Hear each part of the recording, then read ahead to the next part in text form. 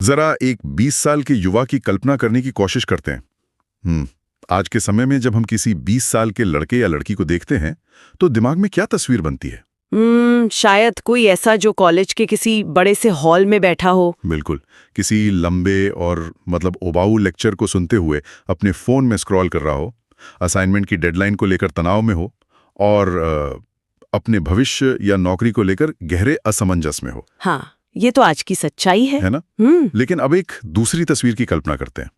एक ऐसा 20 साल का युवा जिसके हाथ में अपनी मास्टर डिग्री है, जो ग्रामीण अर्थव्यवस्था को सुधारने वाले प्रोजेक्ट्स लीड कर रहा है, और सबसे बड़ी बात, जिसने अपनी पूरी जिंदगी में क्लासरूम में बैठकर कभी कोई लेक्चर सुना ही नहीं है। ये दूसरी तस्वीर सुनने में ना किसी साइंस फिक्शन फिल्म के सीन जैसी लग सकती है, लेकिन असल में ये शिक्षा को देखने का एक पूरी तरह से नया वैज्ञानिक नजरिया है। बिल्कुल। जो वर्तमान व्यवस्था है वो बहुत हद तक एक तरफा प्रसारण की तरह काम करती है।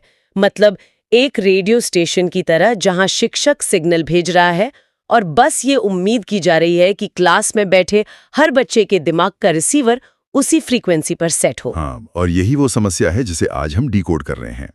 आज के इस डीप डाइव में हम शिव नारायण द्वारा तक्षशिला रिसर्च पेज पर प्रकाशित एक बेहद क्रांतिकारी रिसर्च पेपर का विश्लेषण कर रहे हैं, जिसका नाम है तक्षशिला मॉडल स्कूल सिस्टम। जी। हमारे पास मौजूद इस शोध सामग्री का मिशन सिर्फ ये गिनाना नहीं है कि आज के स्कूलों में क्या खराबी है, बल्कि इसका उद्देश्य ये समझना है कि कैसे ये नया मॉडल पढ़ाने, यानी जो हमारी पारंपरिक टीचिंग की व्यवस्था है, उसे पूरी तरह से खत्म करने की बात करता है। जड़ से खत्म करने की। हाँ, बिल्कुल। इसकी जगह यह एक नया सिद्धांत सामने रखता है, बुक टू ब्रेन लेनोग्राफी। इसका अंतिम लक्ष्य यही है कि छात्र महज 20 साल की उम्र में अपनी मास्टर डिग्री पूरी कर लें और दुनिया के वर्कफोर्स के लिए तैयार हो जाएं। चलिए इसे थोड़ा विस्तार से समझते हैं। बिल्कुल। क्योंकि यह चर्चा सिर्फ एक नए स्कूल की इमारत के बारे में नहीं है, बल्कि यह न्यूरोसाइंस पर आधारित भविष्य के स्कूल 2020 की वास्तुकला है। सही कहा आपने। इस पूरी रिसर्च का आधार ही इस बात पर टिका है कि हम ज्ञान को परिभाषित कैसे करते हैं। मतलब जो हमारी पारंपरिक शिक्षा प्रणाली है, उसमें ज्ञान को सिर्फ जानकारी या डेटा के रूप में देखा जाता है। शिक्षक बोलता है, छात्र सुनता है और उसे रट्टा मारकर याद रखने की कोशिश करता है। हाँ, वो तो हम सबने किया है ना? हाँ। लेकिन तक्षशिला मॉडल कहता है कि जानकारी तब तक असल ज्ञान नहीं बनती जब तक उसे मस्तिष्क में केवल रटने के बजाय व्यावहारिक रूप से एक कौशल के रूप में ढाला ना जाए। तो यहीं से ना एक बहुत ही स्पष्ट और बुनियादी सवाल खड़ा होता है। अगर कोई शिक्षक क्लासरूम में सामने खड़ा होकर लेक्चर नहीं दे रहा है, हाँ, ब्लैक बोर्ड पर कुछ नहीं समझा रहा है, तो एक बच्चा भौतिकी या गणित जैसे मुश्किल विषय सीखेगा कैसे? क्या बच्चा सिर्फ किताब घूरता रहेगा? नहीं, ऐसा बिल्कुल नहीं है। ये तो ऐसा लगता है कि किसी को बिना तैरना सिखाए सीधे गहरे पानी में धकेल दिया जाए। यहाँ जो बात सबसे दिलचस्प है वो ये है कि बच्चा किताब को केवल पढ़ नहीं रहा है। रिसर्च पेपर में एक बहुत ही अहम अंतर स्पष्ट किया गया है। अच्छा, क्या है वो अंतर? कॉग्निटिव टीचिंग यानी संज्ञानात्मक शिक्षण और मोटे साइंस के बीच का अंतर। जब एक बच्चा क्लास में सिर्फ बैठकर सुनता है तो वो कॉग्निटिव यानी केवल दिमागी स्तर पर जानकारी ले रहा होता है, जो कि बहुत जल्दी दिमाग से उड़ भी जाती है। बिल्कुल। लेकिन तक्षशिला मॉडल लर्नोग्राफी की वकालत करता है। इसका मतलब है ज्ञान को मस्तिष्क के मोटर सर्किट्स का उपयोग करके सीधे किताब से दिमाग में उकेरना। Motor circuits? हाँ, विशेष रूप से बेसल गैंग्लिया और सेरेबेलम का उपयोग करके। एक सेकंड, मुझे इसे थोड़ा आसान भाषा में समझने दीजिए। क्या ये मोटर सर्किट्स का मतलब हमारे शरीर की हरकतों और मसल मेमोरी से है? जी बिल्कुल। जैसे जब हम साइकिल चलाना सीखते हैं। जी। कोई भी इंसान सिर्फ साइकिल के बैलेंस के सिद्धांतों पर लेक्चर सुनकर तो साइकिल चलाना नहीं सीख सकता ना? कभी नहीं। जब तक वो खुद पैडल नहीं मारेगा, हैंडल नहीं पकड़ेगा, तब तक उसके शरीर और दिमाग को वो संतुलन समझ नहीं आएगा। क्या यहाँ भी पढ़ाई को इसी तरह किसी शारीरिक या एक्टिव प्रोसेस में बदला जा रहा है? ये साइकिल वाली तुलना इसके पीछे के न्यूरोसाइंस को एकदम सटीक तरीके से समझाती है। जब कोई साइकिल चलाता है तो उसका सेरेबेलम उस संतुलन को एक स्थायी कौशल के रूप में दर्ज कर लेता है। ओके, समझ गया। तक्षशिला मॉडल में भी यही होता है। छात्र सिर्फ सुनते नहीं है, वे लिखते हैं, चित्र बनाते हैं, नोट्स बनाते हैं और समस्याओं को खुद हल करते हैं। इस मॉडल में इसे ब्रेन पेज बनाना कहा गया है। तो ये ब्रेन पेज कोई कागज का पन्ना नहीं है, बल्कि ये दिमाग के अंदर बना एक न्यूरल नक्शा या मॉड्यूल है। ठीक पहचाना आपने। जब बच्चा सीधे किताब से किसी कॉन्सेप्ट को पढ़ता है और तुरंत उस पर आधारित कोई प्रैक्टिकल काम करता है, तो वह अपने दिमाग में उस जानकारी का एक ब्रेन पेज तैयार कर रहा होता है, बिना किसी टीचर के समझाए। हाँ, वे शिक्षक के समझाने का इंतजार नहीं करते। इसे रिसर्च में GOTO यानी गोल ओरिएंटेड टास्क ऑपरेशन कहा गया है। मतलब हर पढ़ाई एक टास्क या लक्ष्य है। लेकिन एक पल रुकिए, जब कोई बच्चा किसी कठिन टास्क में अटक जाता है तो नॉर्मली वो फ्रस्ट्रेट हो जाता है और टीचर की मदद मांगता है। बिल्कुल मांगता है। अगर यहाँ टीचर नहीं है तो क्या वो बच्चा निराश होकर पढ़ाई नहीं छोड़ देगा? मतलब ये तो बहुत रिस्की लग रहा है।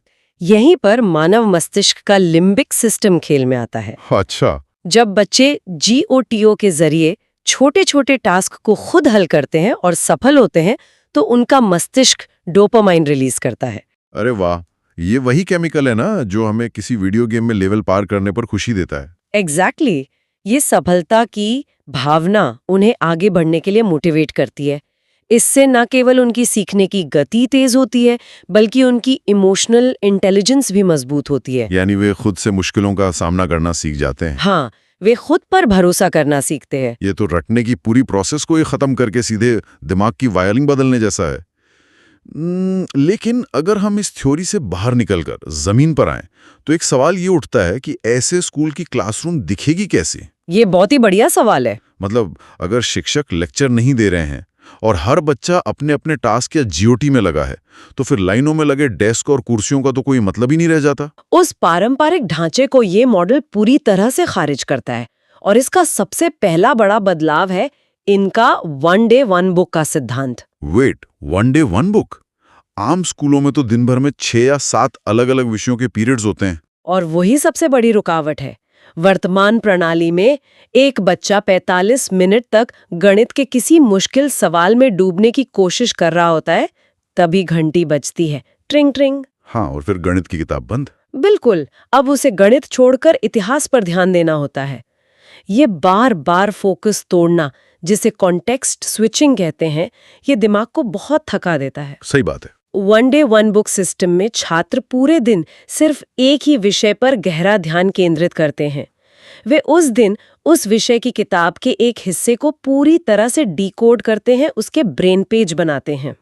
ये सुन के मुझे आधुनिक टेक स्टार्टअप्स या सॉफ्टवेयर कंपनियों के एजाइल वर्कस्पेस की याद आ रही है। अच्छा, वो कैसे? वहाँ लोग हफ्तों तक अलग अलग चीजों पर थोड़ा थोड़ा काम नहीं करते, बल्कि एक स्प्रिंट में एक ही प्रोजेक्ट पर पूरा जोर लगा देते हैं। वहाँ कोई एक बॉस लगातार स्टेज से ऑर्डर नहीं देता, बल्कि छोटी छोटी टीमें मिलकर काम करती हैं। अगर हम इसे बड़े परिप्रेक्ष्य में देखें जी, तो तक्षशिला मॉडल का मिनिएचर स्कूल कॉन्सेप्ट बिल्कुल इसी स्टार्टअप कल्चर की तर्ज पर काम करता है। एक बड़ी क्लासरूम को 7 छोटे छोटे समूहों में बांट दिया जाता है। छोटे समूहों में? हाँ, एक कमरे में 40 बच्चों को एक साथ एक ही दिशा में देखने के बजाय वे छोटे छोटे वर्क स्टेशंस पर काम करते हैं। लेकिन इन छोटे समूहों को लीड कौन करता है? क्योंकि रिसर्च में कहीं स्मॉल टीचर्स या तक्षशिला वीरों का जिक्र किया गया है। हाँ, बिल्कुल किया गया है।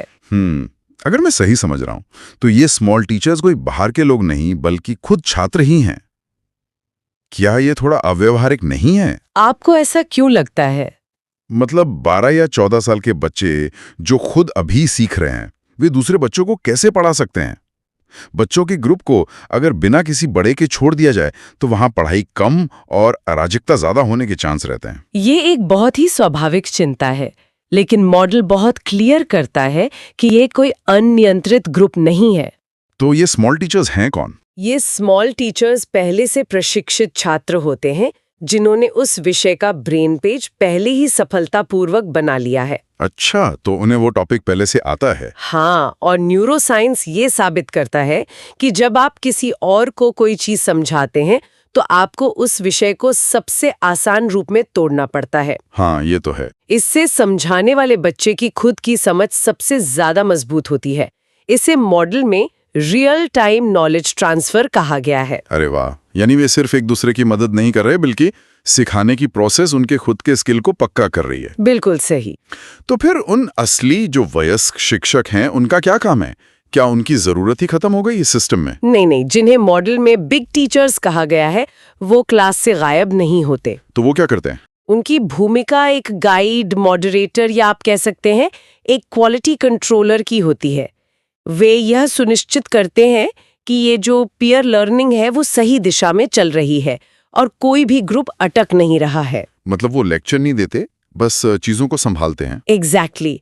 इससे बच्चों में बहुत छोटी उम्र से ही लीडरशिप और टीम वर्क के गुण विकसित होने लगते हैं। यहाँ कहानी सच में बहुत रोचक हो जाती है, क्योंकि अगर बच्चे इस हाई लेवल फोकस के साथ पढ़ रहे हैं, बिना विषय बदले पूरे दिन एक ही सब्जेक्ट पर काम कर रहे हैं, हाँ, और रियल टाइम में नॉलेज का ट्रांसफर हो रहा है, तो यार इसका सीधा असर समय पर पड़ना चाहिए।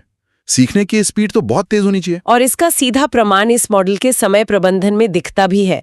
वर्तमान शिक्षा व्यवस्था में किंडरगार्टन से लेकर मास्टर डिग्री हासिल करने में एक इंसान को औसतन 25 साल लग जाते हैं। हाँ, लगभग 25 साल तो लग ही जाते हैं। लेकिन तक्षशिला मॉडल में ये पूरी प्रक्रिया महज 15 साल के तक्षशिला स्पैन में पूरी हो जाती है। बिट 25 साल की पढ़ाई सिर्फ 15 साल में। जी हाँ। ये तो 10 साल का सीधा सीधा फायदा है। अगर वे इतना बड़ा समय बचा रहे हैं तो जाहिर है कि वे बीच से कुछ बहुत बड़ा हिस्सा हटा रहे होंगे। ये 15 साल का ढांचा काम कैसे करता है? शोध में इसे 5-4-5 यानी 5-4-5 स्पैन कहा गया है। 5-4-5? मैं यहाँ अंदाजा लगाने की कोशिश करता हूँ। क्या वे उन सालों को हटा रहे हैं जहाँ पारंपरिक स्कूलों में बच्चे एक ही चीज को बार बार दोहराते हैं? आपका अंदाजा बिल्कुल सही दिशा में है। इस 5-4-5 स्पैन को समझना बहुत जरूरी है। पहला स्तर है प्री तक्षशिला, जो 5 साल का होता है। अच्छा, ये किस उम्र के लिए? यह 5 से 10 साल की उम्र तक चलता है। इसमें मुख्य रूप से फाउंडेशन और मोटर लेनोग्राफी के जरिए बच्चों के दिमाग में पढ़ने, लिखने और समझने की आदतें डाली जाती हैं। ठीक है, तो यहाँ बेसिक फाउंडेशन तैयार हो गया। इसके बाद क्या आता है? इसके बाद आता है तक्षशिला कोर, जो केवल 4 साल का होता है, यानी 10 से 14 साल की उम्र तक। ओके। वर्तमान व्यवस्था में बच्चे इसी उम्र में सबसे ज्यादा समय बर्बाद करते हैं, जिसे मिडिल स्कूल कहा जाता है। पारंपरिक मिडिल स्कूल अक्सर प्राइमरी एजुकेशन को दोहराने और हाई स्कूल की बहुत धीमी तैयारी में उलझा रहता है। मतलब तक्षशिला मॉडल मिडिल स्कूल के पूरे कंसेप्ट को ही बेकार मानकर सीधा बाईपास कर देता है। बिल्कुल बाईपास कर देता है।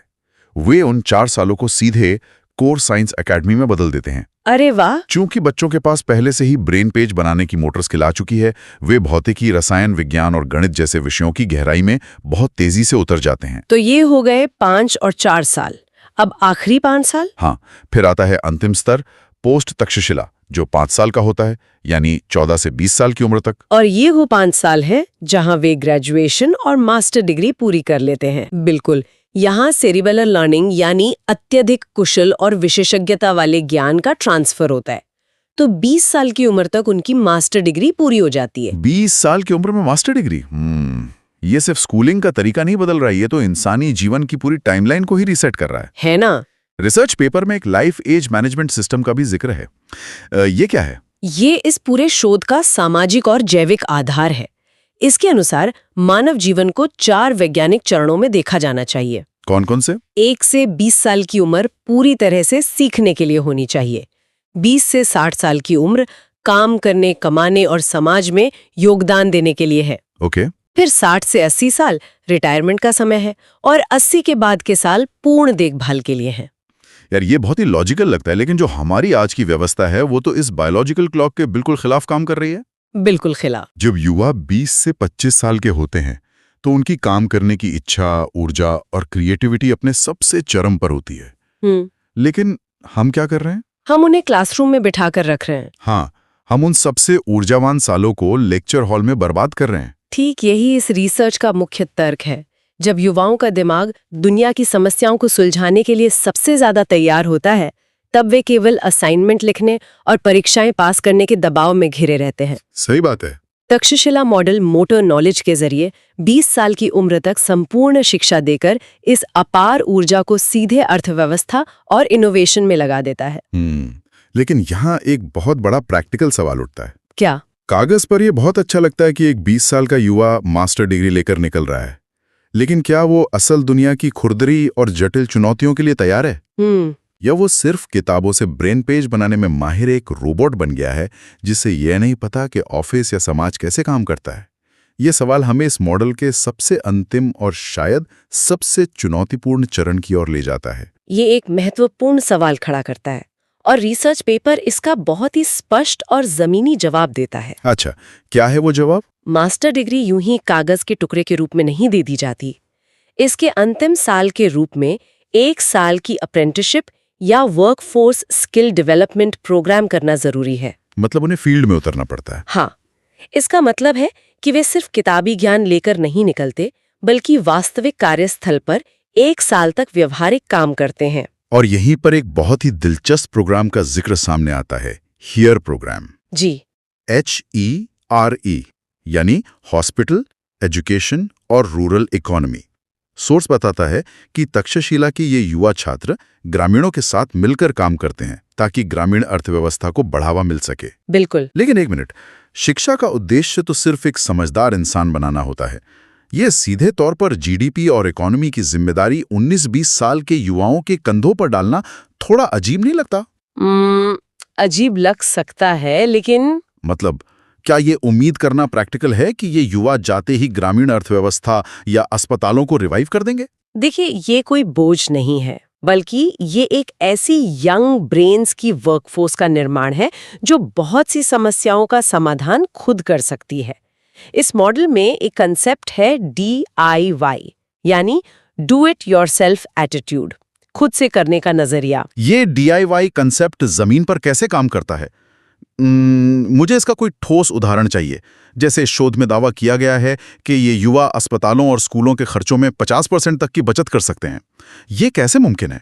इसे ऐसे समझते हैं, आज के किसी भी अस्पताल या बड़े संस्थान में एक बहुत बड़ा खर्च प्रशासनिक कामों, डेटा मैनेजमेंट, लॉजिस्टिक्स और ऑपरेशनल फ्लो पर होता है। हाँ, एडमिन का खर्चा तो बहुत होता है। जब ये अत्यधिक कुशल प्रॉब्लम सॉल्विंग में माहिर 19-20 साल के युवा हेयर प्रोग्राम के तहत इन जगहों पर जाते हैं, तो वे इस महंगे और पुराने एडमिन ढांचे को अपने ओपन सोर्स सॉल्यूशंस और DIY नजरिए से बदल देते हैं। अच्छा, मतलब वो कोई डॉक्टरी का काम नहीं कर रहे? नहीं, वे सर्जरी नहीं कर रहे हैं, वे उस पूरे इकोसिस्टम की कार्यकुशलता को ऑप्टिमाइज कर रहे हैं। समझ गया। जब आप GoTo यानी लक्ष्य आधारित काम करने वाले युवाओं को किसी सिस्टम में डालते हैं, तो वे उस सिस्टम की लाल फीताशाही और फालतू खर्चों को खत्म कर देते हैं। और उस बचे हुए 50% पैसे को देश के विकास में या नए शोध में लगाया जा सकता है? बिल्कुल। यानी वे सिर्फ सिस्टम का हिस्सा नहीं बनते, वो सिस्टम को अपग्रेड कर देते हैं। और रिसर्च पेपर ये भी कहता है कि आगे की पढ़ाई जैसी PhD भी उन्हें लेक्चर हॉल में वापस नहीं भेजती। जी हाँ, वे काम करते हुए ही ओपन सोर्स प्लेटफॉर्म और वीकली डॉक्टोरल कैंप्स के जरिए अपना शोध पूरा कर सकते हैं। तो पूरी प्रक्रिया का निचोड़ ये है कि ज्ञान लेना और काम करना, ये दोनों अलग अलग चीजें नहीं रह जाती। बिल्कुल, ये एक ही सिक्के के 2 पहलू बन जाते हैं। तो अगर हम आज के इस पूरे डीप डाइव को समेटने की कोशिश करें, तो हम देख रहे हैं कि ये तक्षशिला मॉडल स्कूल सिस्टम महज सिलेबस में बदलाव नहीं है, ये पूरी नींव पर ही सवाल उठा रहा है। सही कहा। ये क्लासरूम में चुपचाप बैठकर सुनने की आदत को पूरी तरह रिजेक्ट करके बुक टू ब्रेन लर्नोग्राफी की बात करता है, जहां जानकारी मोटर एक्शन के जरिए सीधे दिमाग में उकीरी जाती है। ये 45 मिनट की थकाऊ घंटी को हटाकर 1 डे 1 बुक के जरिए गहरे फोकस को बढ़ावा देता है। और इसका सबसे बड़ा परिणाम ये है कि ये शिक्षा के समय को 25 साल से घटाकर 15 साल कर देता है, जो कि बहुत बड़ा जंप है। हाँ, ये छात्रों को सिर्फ एक नौकरी के लिए तैयार नहीं करता, बल्कि उन्हें तक्षशिला वीरों के रूप में लीडर बनाता है। ये प्राचीन ज्ञान हासिल करने की भावना को आधुनिक न्यूरोसाइंस के साथ मिलाता है और एक ऐसी वर्कफोर्स तैयार करता है जो 20 साल की उम्र में ही देश की अर्थव्यवस्था और इनोवेशन की कमान संभालने के लिए तैयार हो जाती है। बिल्कुल, ये एक तरह से इंसानी दिमाग को फिर से वायर करने जैसा है। हमारी आज की पारंपरिक पढ़ाई हमें सिर्फ एक हार्ड ड्राइव बनाती है जिसमें डेटा भरा जाता है, लेकिन तक्षशिला मॉडल एक नया ऑपरेटिंग सिस्टम बनाने की बात करता है जो खुद सोच सके, खुद टास्क पूरे कर सके और समस्याओं का समाधान निकाल सके। चर्चा की शुरुआत में हमने बात की थी कि कैसे एक 20 साल का युवा आज के समय में सिर्फ लेक्चर हॉल में बैठकर थक रहा है। हाँ, वो बोरियत वाली तस्वीर। और दूसरी तरफ एक ऐसा युवा है जो असल दुनिया में बदलाव ला रहा है। तक्षशिला मॉडल इसी दूसरी तस्वीर को हकीकत बनाने का एक वैज्ञानिक खाका है। बिल्कुल सही समराइज किया आपने। ये निश्चित रूप से एक ऐसा विचार है जो शिक्षा को देखने का नजरिया पूरी तरह बदल सकता है। इस पर गौर करने वाली बात यह है कि अगर इंसान का दिमाग 20 से 30 साल की उम्र के बीच प्रोडक्टिविटी, ऊर्जा और क्रिएटिविटी के सबसे चरम पर होता है, जो कि साइंस मानता है। तो हमारी मौजूदा शिक्षा व्यवस्था के कारण दुनिया ने कितने अनगिनत आविष्कार और समाधान सिर्फ इसलिए खो दिए क्योंकि वे युवा दिमाग समस्याओं को सुलझाने या लैब में काम करने के बजाय सिर्फ परीक्षा पास करने के लिए किसी क्लासरूम में लेक्चर सुन रहे थे। बहुत गहरी बात है ये। एक ऐसा सवाल है जो सच में ये सोचने पे मजबूर करता है कि हम इंसानी क्षमता का कितना बड़ा हिस्सा हर दिन बर्बाद कर रहे हैं। ज्ञान की इस खोज और सवालों का सिलसिला यूं ही चलता रहना चाहिए।